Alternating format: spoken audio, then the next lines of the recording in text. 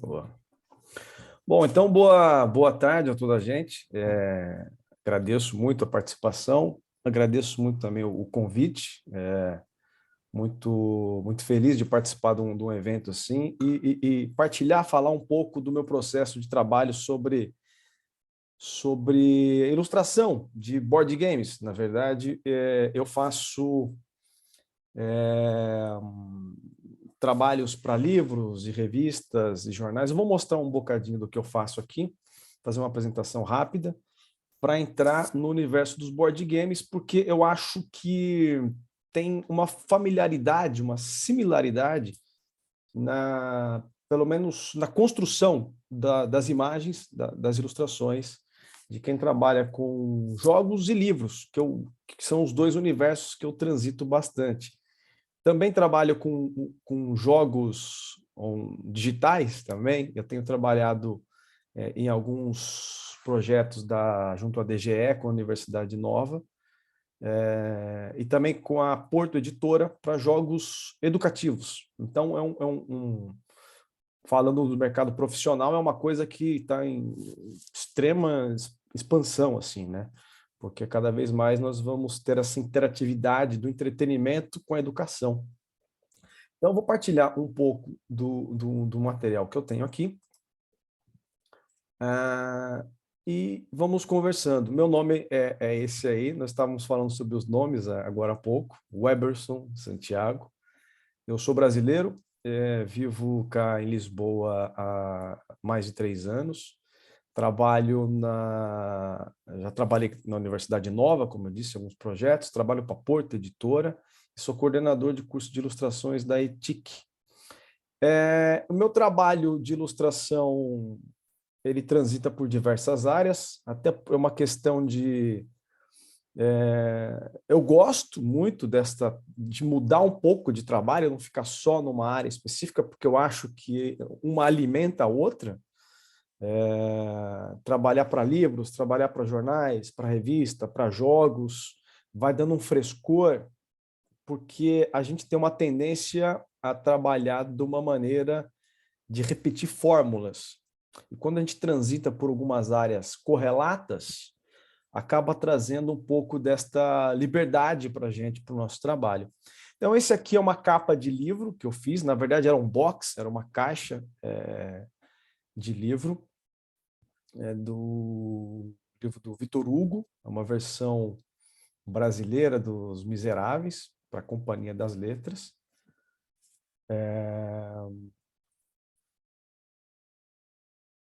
Aqui, sim, aqui está o box completo com os dois livros. Também tenho feito... quando eu disse agora há pouco sobre o trabalho muito parecido, pelo menos na parte de concepção da ilustração de um livro e de um jogo, é porque a pesquisa que a gente faz de roupa, dos personagens, da arquitetura do local, da atmosfera, do universo gráfico, ela é muito parecida a essa construção, né? É claro que uma coisa, o livro ele tem uma história fechada, e no board game ela tem uma história um pouco mais flexível, vamos dizer assim, mas no sentido da produção das imagens, ele é muito parecido. Tenho feito também bastantes livros para Porto Editora, alguns livros de coleções infanto-juvenis, mas são uns clássicos da literatura universal.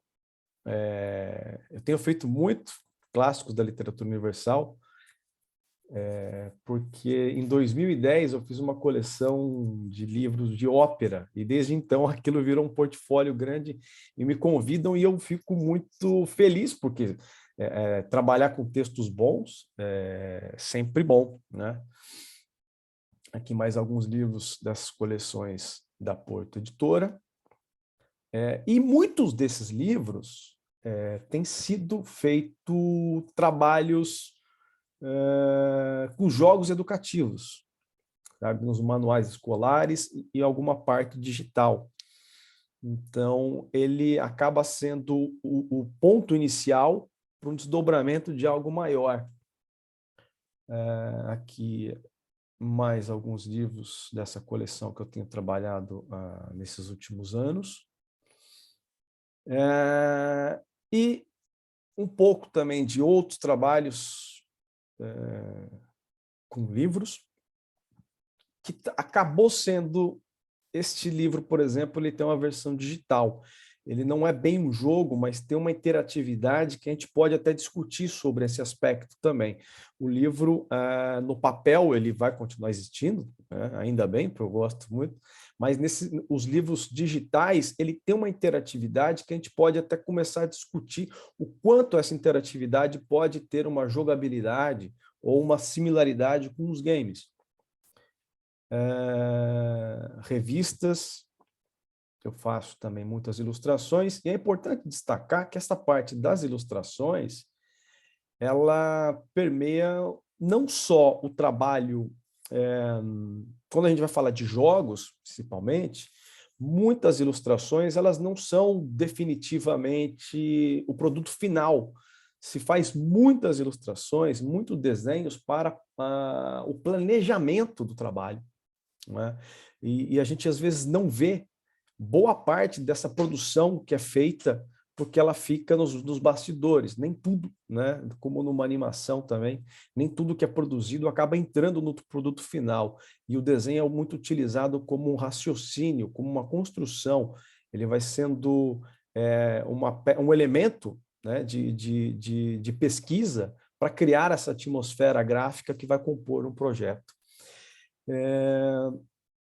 Só mais um bocadinho aqui para apresentar desses materiais que eu faço para mídia impressa, para fazer um paralelo com os board games, que na verdade é um material impresso também. Então a gente tem a preocupação com o aspecto gráfico, no sentido do tipo de papel, da impressão, como que vai ser esse material, né? Estou vendo a pergunta aqui do Ivan, se eu faço as ilustrações ou a tipografia é tua também. Eu faço bastante coisa de tipografia, de lettering, né, para capas de livros.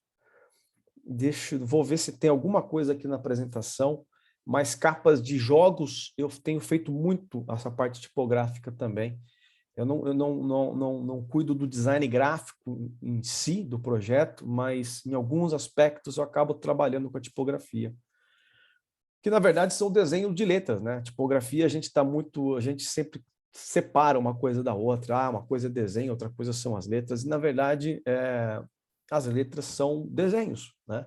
Então dá para a gente partir do princípio, inclusive, de pessoas que dizem que não desenham, mas sabem escrever. Então, se você sabe escrever, você sabe desenhar, porque nós estamos desenhando símbolos, né, que são interpretados, signos, por outras pessoas. Então, isso é um ponto de partida quando eu vou dar aulas para ensinar a desenhar. Na verdade, não é ensinar, né? É orientar o aluno a desenvolver o que ele já tem de expressão artística, né?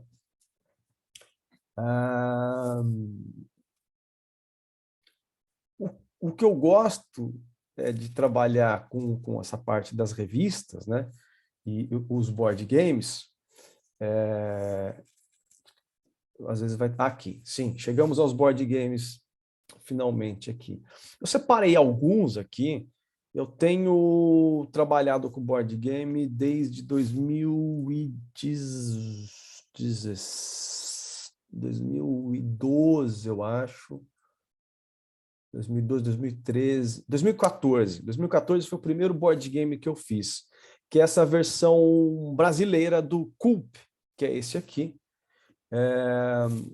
que eu fiz. É curioso porque eu não conhecia muito o universo dos board games. Na verdade, eu conhecia o Monopoly e um ou outro, aqueles tradicionais que nós temos nas casas desde miúdo, né?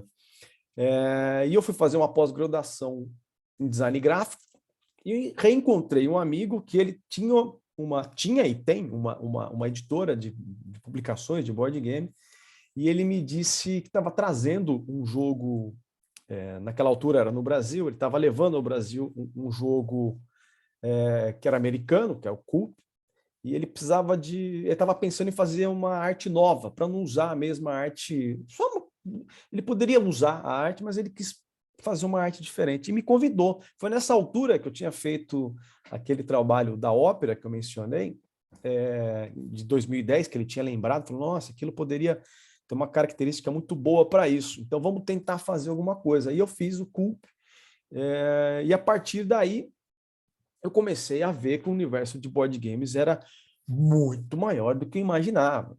E a partir dessa versão do Culp, que inclusive essa versão brasileira acabou sendo republicada em outros países, nos Estados Unidos, por exemplo, agora essa versão do Culp, dessa arte que eu fiz, está sendo publicada lá também. E é um jogo, para quem não jogou, eu recomendo muito, porque ele é um jogo que a partida dura 15 minutos, é um jogo rápido, com amigos, é muito fixe.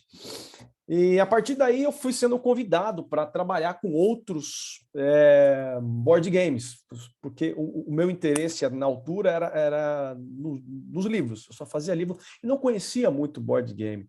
E também achava que o meu desenho, isso é importante dizer, achava que o meu desenho não tinha característica suficiente para ser aceito no universo dos board games, porque se você observar o Dixit e outros jogos, tem aquela coisa da luz e sombra muito renderizada, mais realista, né? Um realismo fantástico, que meu trabalho não tem. Mas, por outro lado, foi muito bem aceito para jogos diferentes, um pouco exóticos, vamos dizer assim, e a partir daí eu fui sendo convidado, aí eu fiz um segundo, que é o Blood In, que é esse aqui que está aqui, com um padre aqui, eu já vou falar dele, inclusive eu selecionei ele para mostrar algumas imagens do processo, inclusive, e, e depois eu fui convidado para participar da feira em Essen, na Alemanha, que é a Spiel, que é um encontro espetacular, assim, para quem gosta de board game, tem interesse, eu recomendo, se puder visitar algum dia. São 4 dias de evento num pavilhão gigantesco, assim, passam por lá 200 mil pessoas em 4 dias e tem stands e amostras de board games do mundo inteiro. Então, para você conhecer e trocar informações, e tem palestras também, é um evento muito fixe.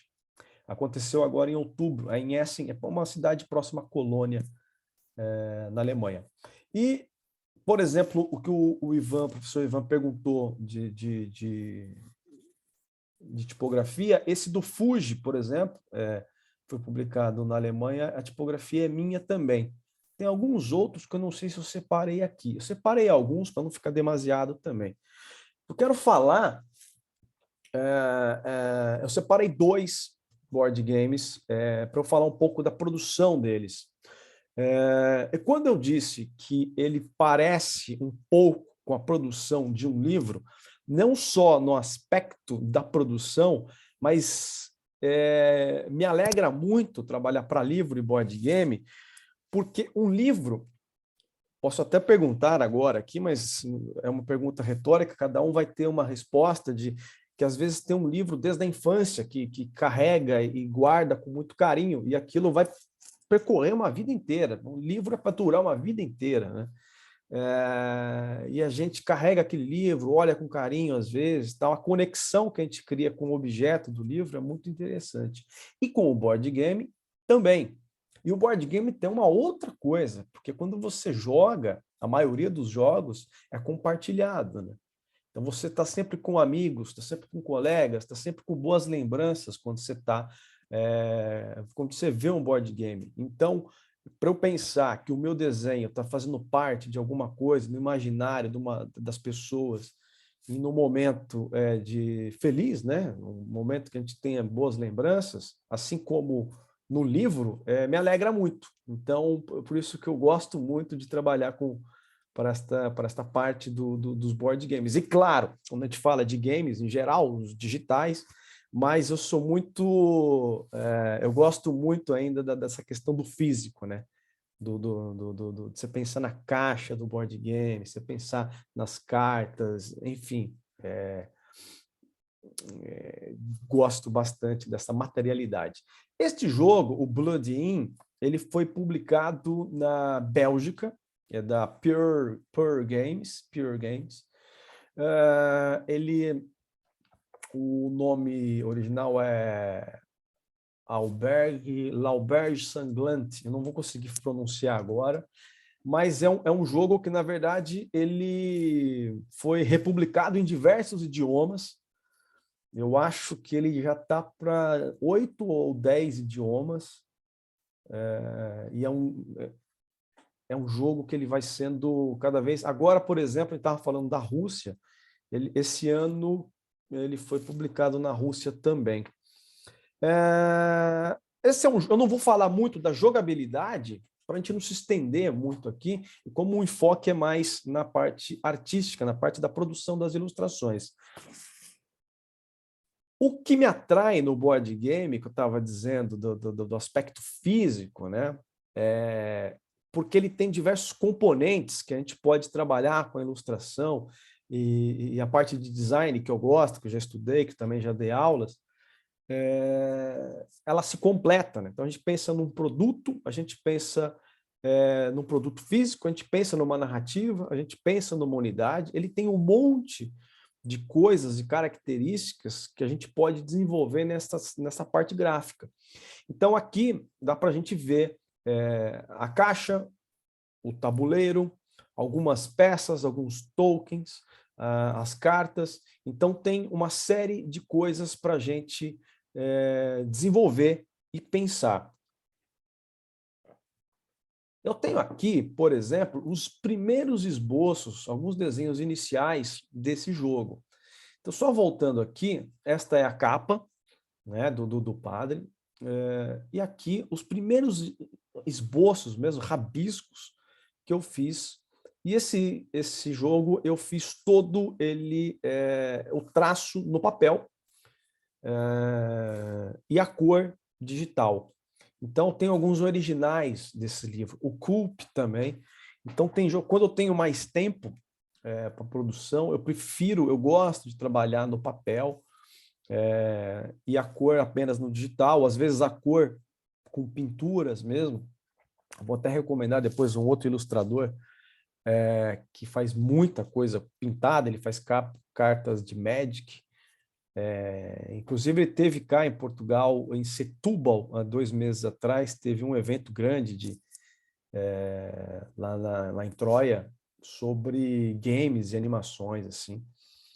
E esse trabalho, então, eu tenho desde os primeiros esboços. Eu deveria ter um pouco mais aqui, eu geralmente guardo todo o processo dos trabalhos para entender, né, para eu fazer uma análise de resultados depois. E como eu dou muita aula, eu gosto de mostrar o processo de trabalho para os alunos, porque a imagem é uma coisa que a gente às vezes só vê pronta. Raramente a gente vê a construção da imagem. E isso, creio que faz falta para a gente entender que a criação de uma imagem é um processo. E por isso que muita gente diz que não consigo desenhar, não sei desenhar, ou atribui alguma divindade, né? É um dom. Na verdade, é um dom de estudar, né? Um dom de estudar e ser teimoso, ele ficar tentando e fazendo novamente. Então, aqui os primeiros esboços.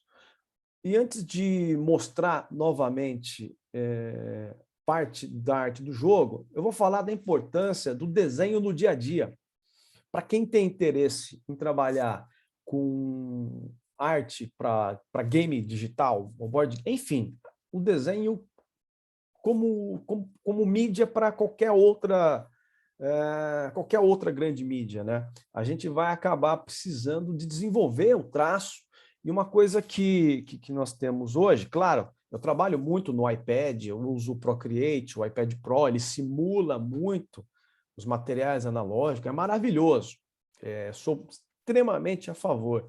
Mas se você perceber, eu acabei de dizer que ele simula alguma coisa analógica. Assim como o Photoshop também, outros aplicativos, outras aplicações, é uma simulação. Então, quanto mais a gente entender do analógico, pelo menos o básico, melhor aproveitamento nós vamos ter nessas aplicações. Uma coisa que eu recomendo demais é o uso do sketchbook. Tenha um caderninho sempre para você trabalhar, para você desenhar, e sempre à mão, para que você possa levar para cima, para baixo. E no seu dia a dia, quando você tiver um tempinho, e tempo é uma coisa que a gente não tem nos dias de hoje, mas se a gente observar lá no relatório de utilização dos aplicativos, por exemplo, o Instagram, que você pode programar, você vai ver o quanto de tempo você pode ganhar. E eu quero dizer, às vezes, do desenho no dia, você não precisa tirar 30 minutos, 1 hora. Não, às vezes bastam 5 minutos. Sabe, no horário de almoço, quando você está no comboio, quando você está aguardando uma coisa, 5 minutos. Se tiver com um caderninho, você consegue registrar alguma coisa. E é importante para a gente treinar o olhar. E quando a gente desenha no papel, a gente está registrando uma coisa que ela reforça esse nosso conhecimento.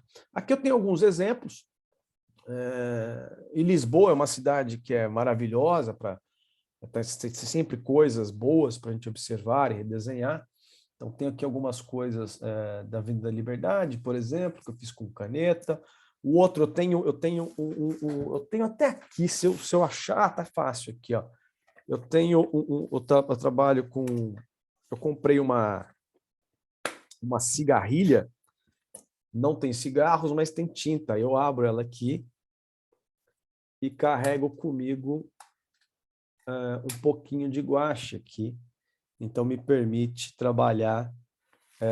E o borrifador minúsculo aqui me permite trabalhar com cor também, com tinta no dia a dia, assim, na rua. É uma experiência boa e isso só alimenta o nosso trabalho digital. E só alimenta o nosso trabalho quando é aplicado para um jogo, para uma narrativa. Tá? Tem outros exemplos aqui de coisas pela cidade, com tinta. Algumas coisas eu faço na rua mesmo, com um caderno, no tempo que tenho. Outras eu fotografo e faço depois no estudo. Mas é importante esta questão de desenhar sempre, para você estar envolvido, para estar sempre afinado, estar sempre quente, sempre aquecido. Um outro material um pouco mais, só uma caneta, tem várias canetas de tinta acrílica muito boas, né? Tem a Posca, tem uma outra marca alemã que eu gosto, chamada, qual que é o nome aqui? A Molotov. Tem a Molotov e a Posca, que são canetas que ela é um reservatório de tinta acrílica, é bom para trabalhar também. E não só um trabalho de observação. Se eu puder ver aqui, esse desenho do meio, ele já é uma representatividade, uma representação, é uma outra coisa. Mas é importante que isso vá alimentando o nosso trabalho para a hora que a gente for fazer um jogo, fazer alguma coisa, a gente tem um aquecimento do traço e algumas observações que a gente já fez durante o nosso percurso. Aqui um material feito com guache, novamente para reforçar aquilo que eu disse, que o material digital, ele simula, ele faz uma simulação, então ele não é exatamente o material, é um raciocínio diferente. Então, quando a gente entende que é uma simulação, é melhor a gente entender como ele funciona no papel, né? no pigmento. Tá? E diversos tamanhos, eu tenho esse é minúsculo, e ele vai servir para uma coisa muito interessante para que eu vou dizer a seguir sobre os board games. Quando a gente tem que fazer coisas pequenas, ícones, quando a gente tem que pensar em componentes muito pequenos, como a gente viu no jogo que eu mostrei agora do Blood In, por exemplo, aqueles tokens, aquelas peças pequenas, né? E a gente tem, claro, que você não vai ficar desenhando sempre nesse formato pequeno, mas a gente tem que ter uma noção de que isso vai ser impresso desse tamanho. Então, muita coisa que a gente pensa, às vezes, em fazer em formatos grandes, pode ser que na impressão vai perder muito detalhe, vai perder muita coisa. Então, esse é um exercício que eu gosto de andar com esse caderno, que ele deve ter 2,5 cm, assim, ele é muito, muito pequeno. E ele é uma boa brincadeira, porque você não tem muito espaço para ficar esboçando e rabiscando, você tem que ter muito certeiro aí naquele espacinho que você tem. E para fazer desenhos rápidos, é ótimo, assim. Então é um pensamento diferente, é um treinamento diferente de concentração. Ele é pequeno, não posso errar muito, porque não tenho espaço para ficar apagando, enfim, é uma experiência boa e dá para trabalhar com diversos materiais, assim, sabe? Novamente, aqui a versão russa que eu falei, eu acho que a versão russa do Blood In, é isso mesmo. E os componentes que eu estou dizendo não são apenas aqueles tokens ali, mas os componentes gráficos da carta, do card mesmo, né?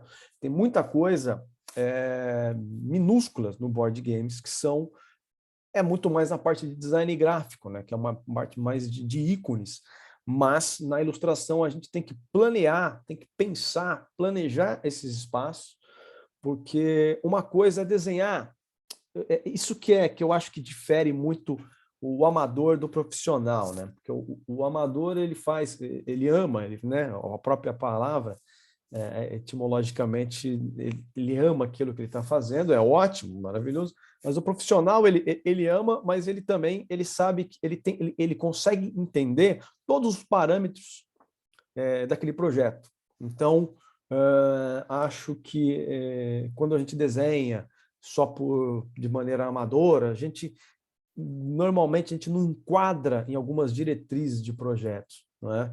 Então, quando a gente vai pensar para uma questão profissional, ela tem um pouco mais de regras, que, na verdade, não são limitadoras, elas são, na verdade, libertadoras, né? Eu acho que eu gosto de fazer um paralelo com o futebol. O futebol é um esporte que tem regra, mas regra, muita limitação. E todos os dias a gente vê jogadas e soluções espetaculares, né? Então, não é a quantidade de regras que vai limitar o seu processo criativo, né? Ela é apenas uma baliza para a produção. O que eu gosto de fazer também no analógico é esta mistura junto com o digital.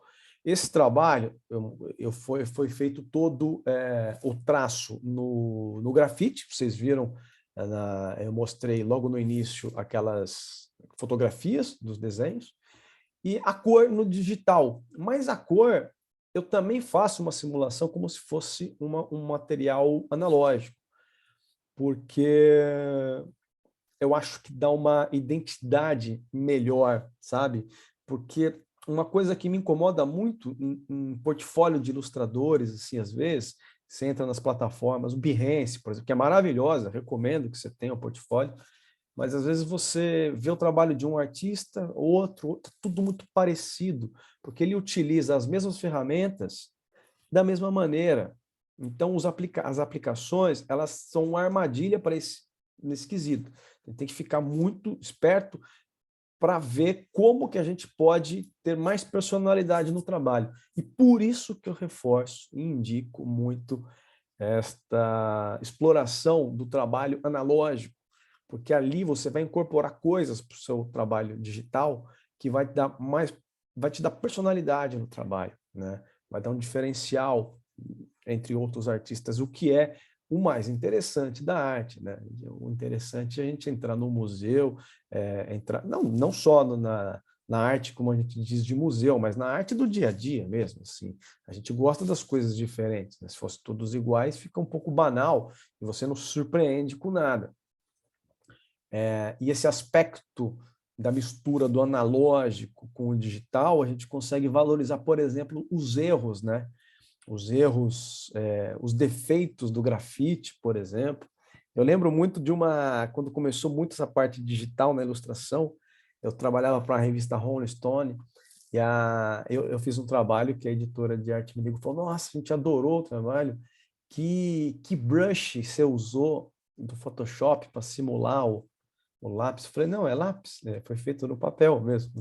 Então, quando a gente mescla essa coisa, né, eu até falo que é um remix gráfico, a gente se beneficia dos dois universos. Uma coisa referente ao tamanho, né, dos elementos, das ilustrações que eu estava a dizer agora, o professor Ivan estava falando da tipografia, a gente tem que pensar no todo. Por exemplo, essas cartas, né, elas têm um tamanho médio, não é uma coisa, não é uma capa de livro, não é uma... Então a gente tem que pensar no espaço onde vai entrar o personagem, no caso é personagem, né? Se a gente fosse pegar um outro jogo que eu fiz, que era o Fuji, que era todo só cenários, então a gente tem que planear esses espaços pensando nos elementos gráficos do design também que são elementos da jogabilidade. Então, algumas áreas a gente precisa planear e não colocar coisas importantes ali, porque vão entrar novos elementos. Por isso que quanto mais um ilustrador entende de design, melhor. Quanto mais um designer entende de ilustração, melhor. Um melhor profissional ele vai ser. Então, por isso que nas universidades, quando a gente entra num curso, a gente fala, mas eu preciso ser bom em fotografia, preciso ser bom em... Não, aquilo ali é uma amostra para você entender e ao menos ter vocabulário para incorporar elementos para o seu trabalho. Depois você vai seguir uma área de atuação mais segmentada, mas aquilo tudo vai colaborar com o seu universo imagético, gráfico, profissional. Uma questão também que eu gosto, né, que eu disse do board game, que dessa mistura, né, de design de produto, design gráfico, design da jogabilidade e da ilustração, é isso, né? Pensar na ergonomia também do objeto, na parte impressa, que tipo de papel, como vai ser. Eu tenho trabalhado com bons design gráficos. Um deles é um amigo meu chamado Luiz Francisco, que a gente tem trabalhado, que foi o que me convidou para fazer o CUP, a primeira versão. Então, boa parte dos trabalhos que eu tenho feito, não todos, mas 60%, assim, quando me chamam, eu pergunto se o projeto já tem um design gráfico, se não, eu indico o Luiz, porque a gente já trabalha junto há um tempo, então um entende bem o trabalho do outro. É uma equipa bem formatada, mas tirando o trabalho dele, outros design gráficos que eu tenho trabalhado, também tem valorizado muito a ilustração que eu tenho feito. Então, aquele desenho, aquilo do caderninho que eu mostrei, né, de um exercício, ele é bom para a gente raciocinar assim, elementos gráficos que compõem. Nesse caso aqui, foi o Luiz que produziu esses ícones, né? Mas como a gente trabalha junto em equipa, as ilustrações todas são minhas, a parte de design gráfico foi dele. Em alguns casos, eu também interfiro no design gráfico, na tipografia, por exemplo, de alguns jogos do Fuji. Tem mais alguns jogos que a tipografia também é minha. Eu acabo fazendo um pouco desses dois universos. Trouxe um exemplo aqui de uma carta, de um card, para a gente pensar naquilo que eu falei sobre os espaços, né? Os espaços não são espaços vazios, mas são áreas genéricas que a gente deixa, não colocar nada muito importante ali, porque vão entrar esses elementos. No caso desta imagem, no caso desse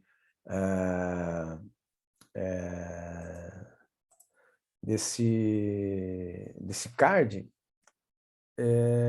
eu já sabia um pouco dos elementos que iam entrar. Então, como é só um personagem, parece que é simples. É só um personagem, não tem muito erro. Tem sim, a gente tem que pensar bem para não colocar um preenchimento grande do personagem dentro e pensar nessas áreas onde vão entrar esses elementos. Por exemplo, aqui, né? Essas áreas, eu deixo elas posso chamar de áreas mortas, não coloco nada importante ali, nenhum elemento do personagem, nenhum elemento inclusive da roupa do personagem, a iluminação também. Se a gente observar a iluminação ali, ela vem da esquerda para a direita, então a parte da iluminação está mais na esquerda, a parte da sombra está mais na direita, e tem um gradiente, tem um degradê ali, quando vai deixando uma cor um pouco menos saturada, mais na sombra, para não chamar tanta atenção também, porque aquilo faz parte de um outro projeto, que vão entrar mais elementos. Então, isso que eu estava dizendo, que a ilustração, o desenho, ele não é só um desenho, só uma ilustração, e por isso que é importante a gente entender onde é que ele vai ser aplicado, né? E aí a gente vai formatando o trabalho de uma maneira melhor, vai inclusive poupando um trabalho de alterações futuras que a gente pode criar e alguém dizer, olha, você não deixou espaço, olha, está faltando tal coisa. Então, quanto mais a gente entende do design gráfico, melhor para o nosso trabalho. Quanto mais a gente entende da jogabilidade também, melhor para o nosso trabalho. Que é aquela parte inicial da pesquisa, né, de um projeto, como qualquer outro projeto, seja um projeto de execução gráfica ou uma festa, sabe? Quando você vai organizar uma festa, por exemplo, a parte da pesquisa inicial, de procurar fornecedor, onde você vai comprar bebida, onde você vai comprar comida, ou como vai ser a decoração, é uma parte assim, entre aspas, chata, demorada, mas a partir do momento que você faz essa pesquisa boa, todo o resto flui, você não vai ter grandes problemas na contratação de coisa para uma festa ou para um trabalho desse. Quando você faz uma pesquisa grande de tudo que você está pensando, né, de roupas, de época, de cenários, que é uma parte que parece que não está acontecendo nada, parece que não está sendo produzido nada, mas na verdade você está organizando toda a atmosfera gráfica para a hora que começar a produção mesmo de desenho, você não tem muita dificuldade, a coisa só flui. Tenho aqui, deixa eu ver mais, às vezes trava. Pulei muito aqui, ó. Vou mostrar um outro jogo que foi lançado agora, é muito recente. É um jogo, esse foi publicado nos Estados Unidos, por enquanto está só lá, não foi para outro idioma, porque é muito recente. Normalmente os jogos são publicados assim no país de origem, inclusive nessas feiras, igual a essa, por exemplo, os editores vão para comprar direitos autorais para produzir em outros países. Então esse é um livro não, ó, eu falando de livro, a confusão do livro com board game, mas é um board game muito recente, e a caixa talvez não dê para ver o tamanho que ela é, mas ela é, eu tenho aqui, ó, ela é grande, ó. É uma caixa gigante, assim, que tem muitos elementos, é uma caixa pesada, então estou mostrando ela aqui para não ficar só na projeção e a gente não ter uma escala, não saber o tamanho da caixa, né?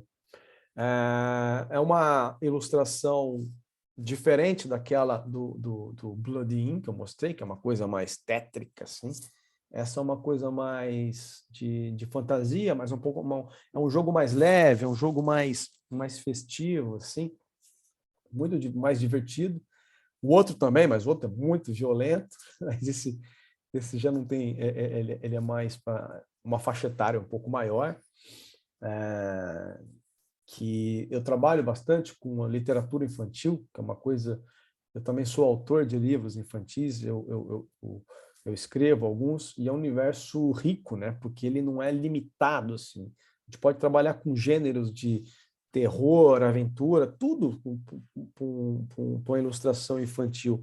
Não é a faixa etária que vai limitar essa atmosfera, esses gêneros, né? A gente pode trabalhar e é bem divertido. Esse é um jogo onde teve muita ilustração, não só dos elementos de card, mas teve alguns outros elementos que você destaca e vira tridimensional, assim, que eu vou mostrar a seguir, que é muito fixe. Esse jogo tem um caldeirão que você monta o caldeirão assim, eu vou mostrar a seguir. Então aqui estou mostrando, por exemplo, as ideias que eu tive inicialmente para a capa. né? E apresentei para os editores, a gente foi discutindo juntos. Claro que eu estou apresentando aqui um desenho que é um rascunho, que é um rabisco, mas é um rabisco já apresentável, né? Antes disso, teve um monte de rabisco que eu fiz que só eu consegui interpretar. Então, esse aspecto do desenho, de fazer bastante, aquilo que eu falei que alguns a gente não vê na produção final, e quando a gente vê uma coisa mais limpinha, mais asséptica, muito bonitinha, muito fofa, né? Mas, na verdade, tem muito mais rabisco por trás. Mas, enfim, aqui era só para marcar também quais seriam os personagens que estariam na capa, o posicionamento, a composição, se vai estar em cima, se vai estar embaixo, onde vai estar. Então, não precisava fazer um desenho extremamente detalhado, porque eu já tinha apresentado os personagens antes. Então, não preciso, entre aspas, perder tempo. Entre aspas, não, é perder tempo mesmo, caprichando muito no desenho, na finalização agora, porque pode ser que é só uma opção, vamos escolher qual a capa. A partir daí, aí trabalha-se melhor o traço, né? Então, a escolhida foi essa, até porque eu gosto desta... Aparentemente, eu gosto, observando assim, a que eu mais gosto é essa que tem o título No Caldeirão. Só que, se a gente for pensar isso como um pôster, ele funciona maravilhosamente bem. Funciona muito bem. Quando a gente vai pensar isso, aí que é aquela expertise, aquela experiência que eu falei do design, né, do design de produtos, do design gráfico, é quando a gente vai pensar na parte de produto, um título embaixo, a gente pensa, por exemplo, isso aqui numa gôndola, numa prateleira. Se o título for embaixo, em uma caixa grande assim, é muito comum o distribuidor colocar outras caixas menores na frente. O que vai acontecer? Vai tampar o nome do jogo, sabe? Então, a gente tem que ter esse raciocínio também de pensar onde é que ele vai estar, na prateleira de venda, na prateleira na ludoteca, na sua casa. Então, a gente tem que pensar nisso tudo para qual é a melhor solução. Então, é por isso que o título ficou em cima, apesar de eu gostar mais dessa parte de baixo, mas como produto mesmo, para venda, inclusive, ele seria prejudicado por causa disso. Então, ok, seguimos, escolhemos aquela outra, que é a do meio, e vamos nessa. Então, essa foi escolhida, e a partir daí, sim, eu fiz um traço mais, aí sim, caprichado, definitivo, com calma, com atenção, pensando nos pormenores, nos detalhes, né? E a ilustração final, basicamente, é essa aqui, que foi sendo construída aos poucos, não é mais assim, com toda aquela parte pronta do planeamento, fica muito fácil. Se tiver planeamento todo delimitado, você só senta e desenha, que é a parte mais divertida, né? Que a gente gosta de desenhar.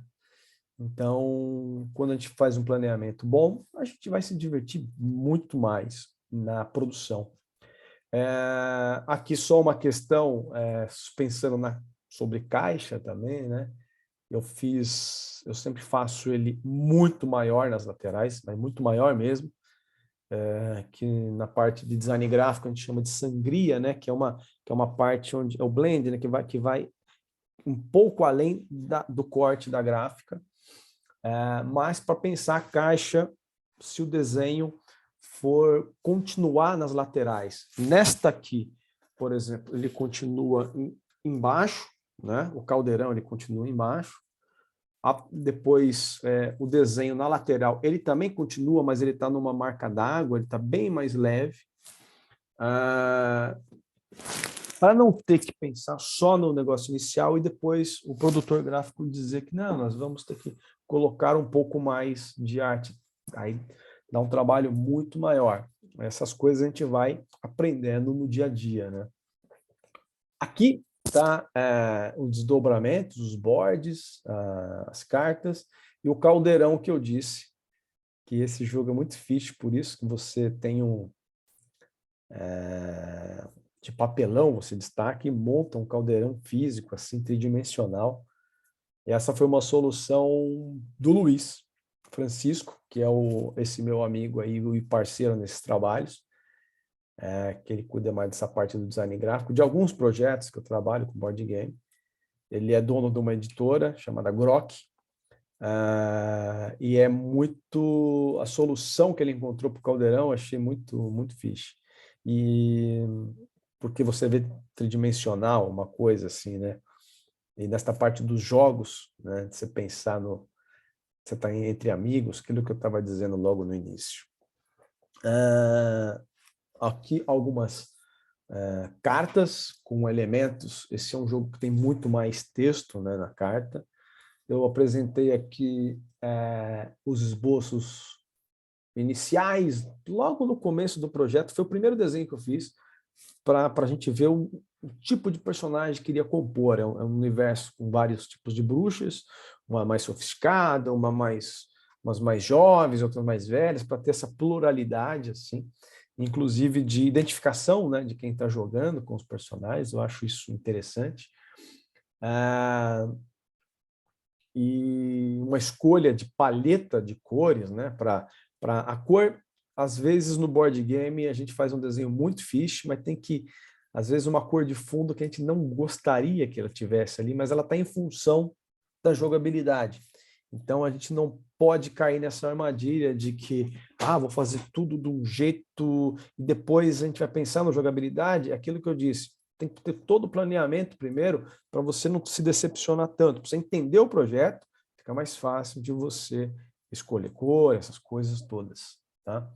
Aqui os esboços iniciais das cartas desses personagens, onde eu trabalho muito a composição só, só uma leve marcação de sombra e brilho, mas dá para a gente perceber já aqui nos esboços algumas áreas que ficam não vazias, mas que não tem coisas importantes ali para que a gente consiga aplicar aqueles elementos que eu disse referentes aos jogos, ícones, tipografia e outros elementos que possam estar presentes de acordo com as regras, né, do jogo.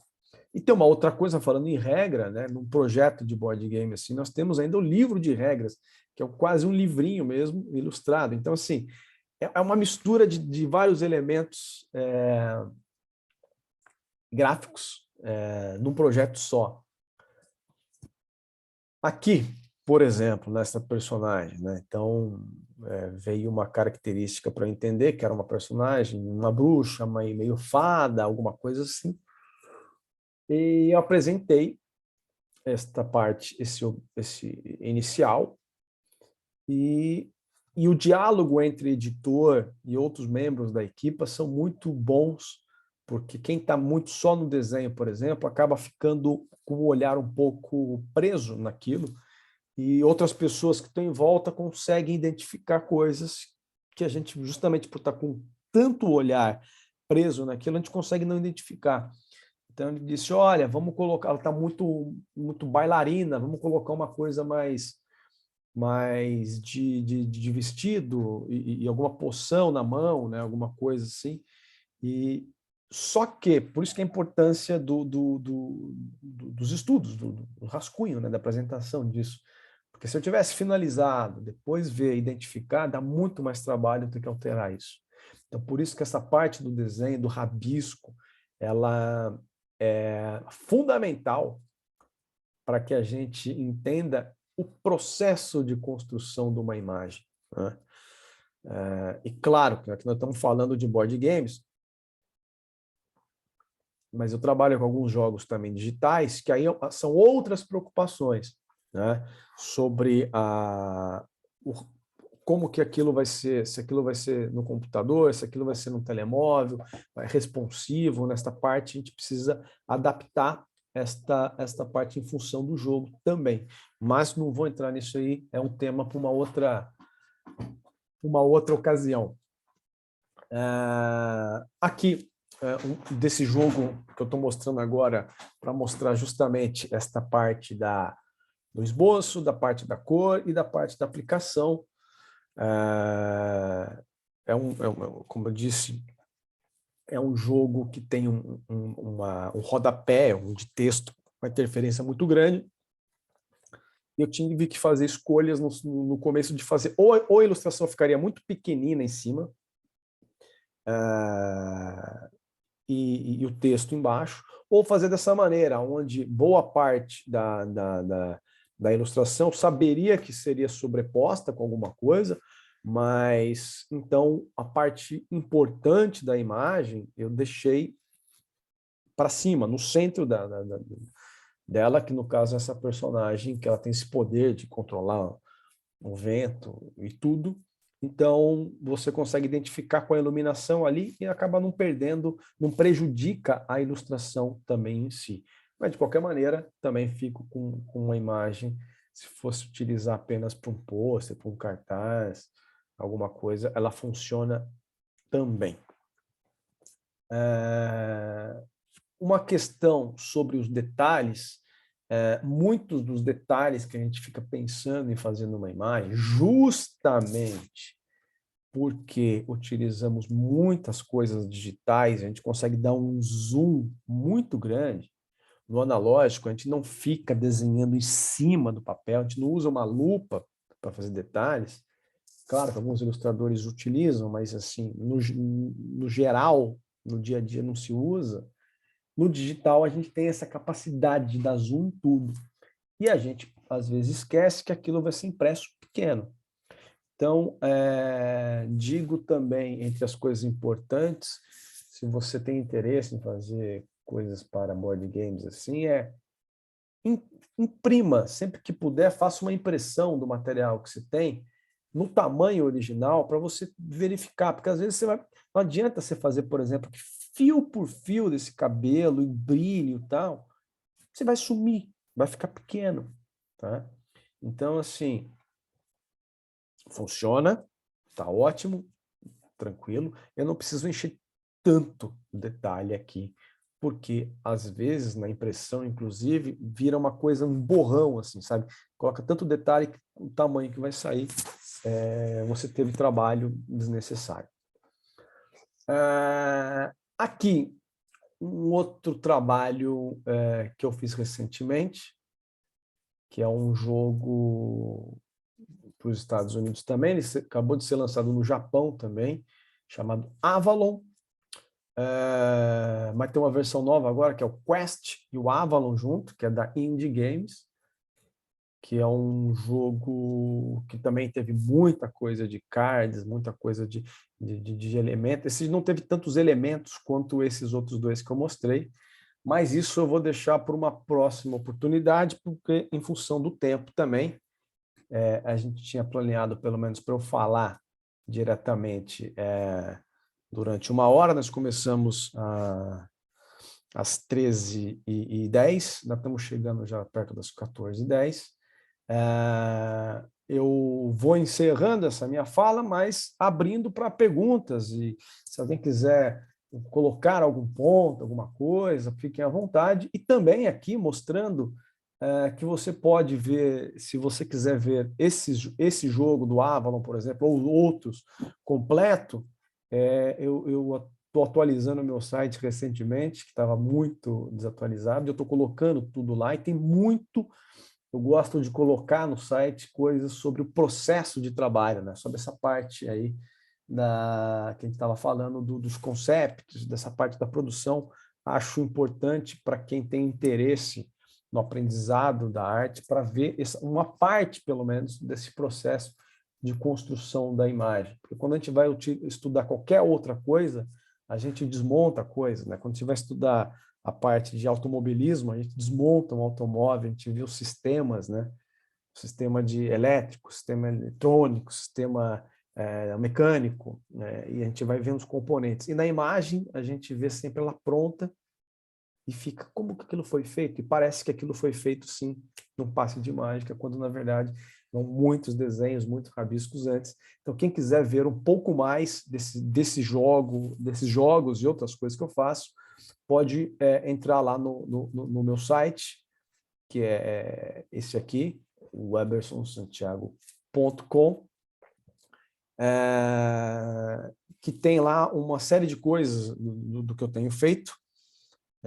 Vou colocar mais coisas em breve lá, porque eu estou trabalhando nessa atualização desse site, que estava um pouco difícil de arrumar tempo para conseguir atualizá-lo, mas estou fazendo um pouquinho por dia. E também, uma outra coisa que eu não falei, que eu faço também, eu falei, sou professor, né, dou aulas na ETIC, dei aula durante muito tempo também numa universidade no Brasil, e tenho 2 cursos também na Doméstica, que é uma plataforma de cursos online. Não são cursos voltados para o jogo de tabuleiro, apesar de eu já ter feito uma proposta lá para a gente fazer esses jogos, um curso sobre jogos de tabuleiro, mas tem um curso sobre ilustração de narrativa para livro infantil, livro ilustrado, e um outro com técnicas analógicas, tinta da China, tinta acrílica, grafite, que tem uma série de coisas lá, mas tudo isso você consegue encontrar lá no meu site e também no meu Instagram, que é esse aí. Então, se a gente quiser conversar um pouco aqui agora, nós temos tempo. Se não, pode também fazer isso, me mandar um e-mail lá pelo site, me mandar uma mensagem no Instagram, e podemos continuar a nossa conversa em outras ocasiões. Ok? Aqui está suficiente. Muito bom. Alguém quer falar, fazer alguma pergunta, alguma coisa? Eu estou à disposição. Posso? Fique à vontade, quem estava dizendo? Sim, eu tenho algumas perguntas. Primeiramente, qual é o tema que o senhor Santiago gosta de desenhar? Então, Tiago, né? Tiago, eu Sim. gosto... Eu tenho trabalhado muito com esses clássicos da literatura, e eu acho que, na verdade, esses clássicos da literatura eles são uma grande fonte de inspiração direta, né, de games, inclusive, de histórias, porque, na verdade, o que a gente não pode perder da essência do que a gente faz, seja com livro, seja com game, seja com board game, com uma animação, é que a gente está contando histórias, né? Então, eu tenho um interesse muito grande por essas histórias clássicas, assim, porque se elas sobrevivem há tanto tempo, né? Décadas, anos e anos e anos e anos, histórias. Estou trabalhando agora numa coleção de livros aqui do Shakespeare, coisas de mais de 500 anos, assim. Então, assim, se elas sobrevivem até os dias de hoje, ela tem uma importância, ela tem alguma coisa de boa ali. Então, eu me atraio muito por isso, porque faz com que a gente pesquise e entenda também boa parte das coisas que nós temos na produção do dia de hoje. Então, eu gosto muito dessas histórias mais clássicas. Mas, assim, uma coisa que eu sempre gostei, nunca fiz, e estou fazendo pela primeira vez, é uma história de cowboy. É um jogo que, na verdade, que eu estou fazendo. Não posso falar o nome aqui agora, que falaram para não falar nada ainda, mas é um western e eu tô adorando fazer, porque dá para trabalhar com muita coisa fiche na ilustração, assim, de detalhe, detalhamento e coisas. Um outro jogo que eu, que eu estou concluindo agora, na verdade, tem até um protótipo aqui, ó, que é um protótipo da capa. É um jogo Viking. Também vai ser lançado pela Pure Games, inicialmente na Bélgica, mas é a mesma editora do Blood In, então provavelmente vai ter para vários e vários idiomas a seguir aí. Esses estão mais ou menos isso. Respondi, Thiago? Sim. Boa. Tenho mais outra pergunta. Manda lá. Então, como disse, gosta de desenhar coisas mais clássicas e apesar de estar a fazer um novo jogo de cowboys, isso algo impede que tenha facilidade, porque mencionou que fazia ilustrações educativas também. Sim, sim, sim. Eu acho que esta parte da educação educativas, ela tem... Muitos ilustradores não gostam muito de trabalhar com esse material, porque ele não aparece muito para o público em geral, ele fica muito segmentado aos alunos das escolas, assim, o material apenas.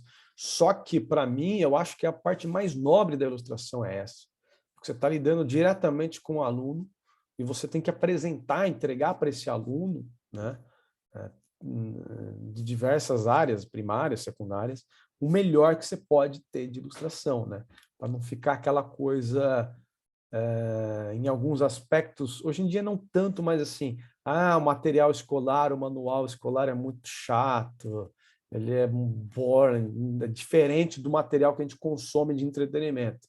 Só que as editoras estão cada vez mais atentas a isso, ainda bem.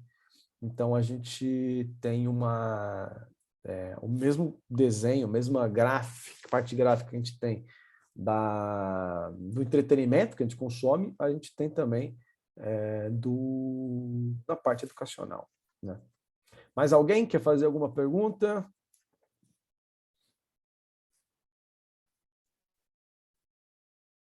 Não? Eu posso começar a cantar É, aqui para encerrar. bem, só ia perguntar se. Vai, Thiago, de novo, vai. Desculpa se vai irritar, Tranquilo, tá mas tranquilo, pode perguntar. isso não, tipo, vamos dizer, deixa o senhor meio desconfortável, como as editoras criam tipo um standard, já não é mais tipo arte subjetiva, não sendo uma coisa subjetiva. Não, não me incomoda não, Thiago, porque na verdade eu acho que esse incômodo que algumas pessoas têm quando começam a trabalhar com artes gráficas, e ficam frustradas porque tem que fazer alguma coisa, é porque na verdade ela não está entendendo onde ela está inserida. Aquilo é um produto. Se aquele é um produto, ele tem algumas diretrizes, algumas expectativas, inclusive mercadológicas. Então, a gente precisa entender essas diretrizes para a gente, inclusive, dialogar e defender o nosso ponto de vista gráfico. Às vezes a gente tem uma solução que a gente acha que é melhor para o projeto, mas se a gente não entender onde está inserido o projeto, aí a gente fica frustrado, porque... Mas para compensar essa frustração, às vezes, de você querer fazer uma coisa do seu jeito, por isso tem os projetos pessoais que a gente tem que se dedicar também para alimentar o nosso trabalho profissional. E eu me divirto muito fazendo materiais de livros ilustrados para a infância. Eu escrevo, ilustro, tal. Ali eu faço do meu jeito. Eu não penso em nada mercadológico, nada. E depois, aí, claro, que aí eu tenho uma dificuldade aí é outro passo, né? Tentar convencer alguém para publicar. Mas eu acho que é meio isso. Se a gente entender que projeto, como que é, qual que é o público-alvo, o que é aquilo, aí a gente não vai ficar tão frustrado, não. Mais alguém? Aqui é uma pergunta mais. Vamos lá, a russa, né? Exato. Vamos lá, Svetlana. Isto aqui é uma pergunta, por exemplo, em character design, de o quanto é inspiração própria e o quanto é, por exemplo, não digo a direção do jogo em si, da criação em si, e também inspiração do mundo em redor. Sim, tá. Eu acho que tudo isso vem nessa Uhum. questão da pesquisa, sabe? Algumas, por exemplo, esse jogo que eu estou fazendo, o Viking, ele tem que ser um jogo, eu não posso usar qualquer tipo de roupa, porque ele está representando uma fase da história da humanidade, que é aquele período, então... mas se eu tiver o básico da pesquisa, eu posso brincar com algumas coisas, sabe? Assim, acrescentar coisas do dia a dia, cotidiano.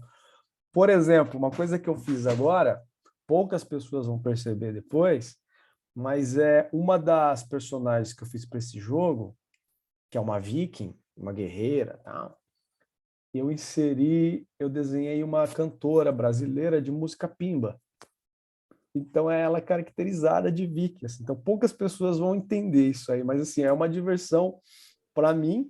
e para as pessoas que vão entender aquilo, é um easter egg, assim, É, quando eu posso mesmo. continuar, eu posso fazer uma coisa dessas, né? Que é lidar com umas referências contemporâneas e incluir ali, e fica divertido você pensar, né? E tem um filme da Sofia Coppola, não vou lembrar agora qual que é, acho que é Maria Antonieta, que é muito fixe, assim, porque ele passa num período imperial, né, muito tempo atrás, tal, tem toda aquela parte da...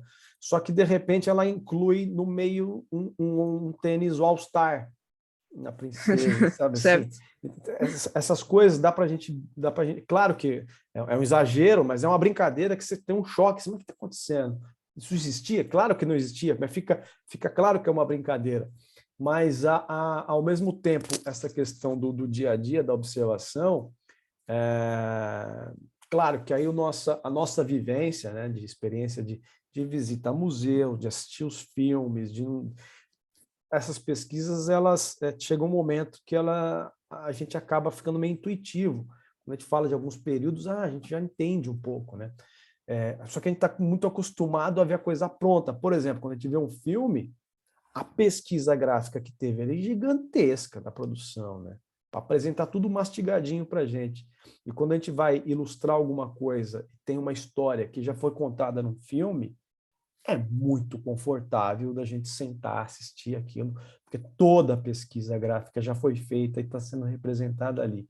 Então, aí tem ilustrador que tem preguiça ainda de, pô, assiste o filme, desenha ali, entre aspas, copia o que está vendo ali para você fazer um paralelo com o que você vai produzir, né?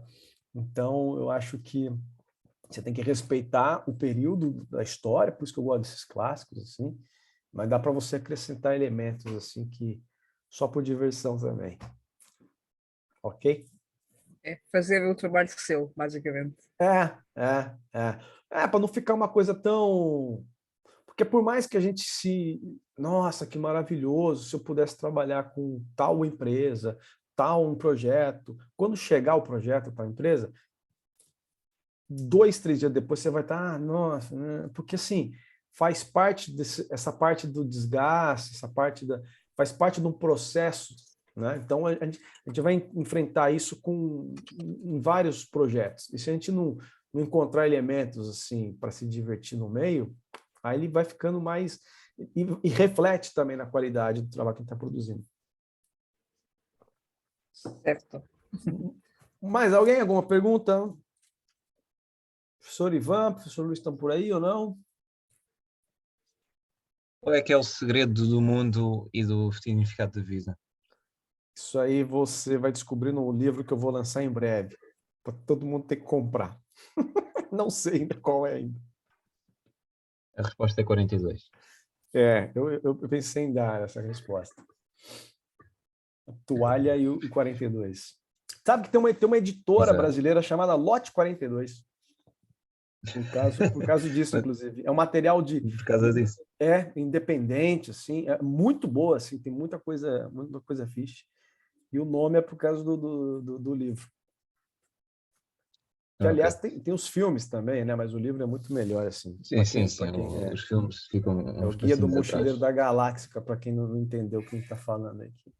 O Hitchhiker's Guide to the Galaxy, que é Exato. um livro clássico dos anos 80, É. satírico sobre o significado do É. mundo e da vida. Tem aquele dos Monty Python também, né? O Sentido da Vida, tem um filme também. Sim. Portanto, há Que muitos artistas que já tentaram descobrir o sentido da vida. é, Nenhum que é, chegou a mu- uma conclusão. é muito fixe esse filme, inclusive, que chega na metade do filme, entra o John Cleese e ele falando assim, chegamos à metade do filme. E é só isso. E aí que continua o filme com uma outra coisa. Que, aliás, falando em Monty Python, né, tem uma parte gráfica dos Monty Python que é muito boa, que são aquelas animações feitas pelo Terry Gilliam, que, se a gente observar até os dias de hoje, elas são atuais, assim, elas não ficaram velhas, né?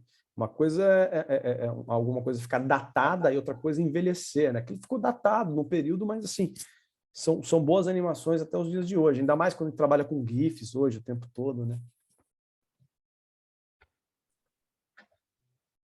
E é isso. Alguém se manifesta? O professor Ivan, como estamos aí de tempo? Estamos tranquilos, né? Ok, então pronto, se mais ninguém tiver questões, muito obrigado novamente, Everson. Tá, coloca à disposição aí o meu site que eu falei, tem lá meu Instagram, a gente pode conversar também por lá, se alguém tiver alguma questão depois, fico à disposição. Okay, muito obrigado pela tua participação, obrigado pela tua partilha e por estares aqui a falar connosco e a partilhar também a tua experiência. Sendo assim, meus senhores e minhas senhoras, vai haver mais conferências, estão a decorrer agora 2 paralelas, embora uma seja mais virada para a programação e outra mais virada para as questões de narrativa. Mas às 4 horas estaremos de volta. Boa.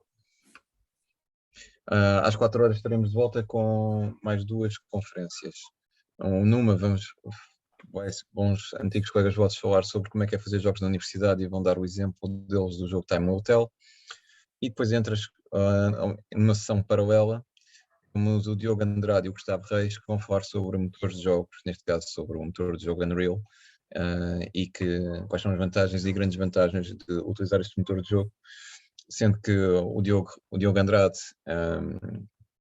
é um férvido fã de utilizar mais o Unity, e o Gustavo Reis é um férvido, se não mesmo evangelista do Unreal. Portanto, vai haver aqui alguma espécie de gatos assanhados à pancada. Deve ser bastante interessante de ver.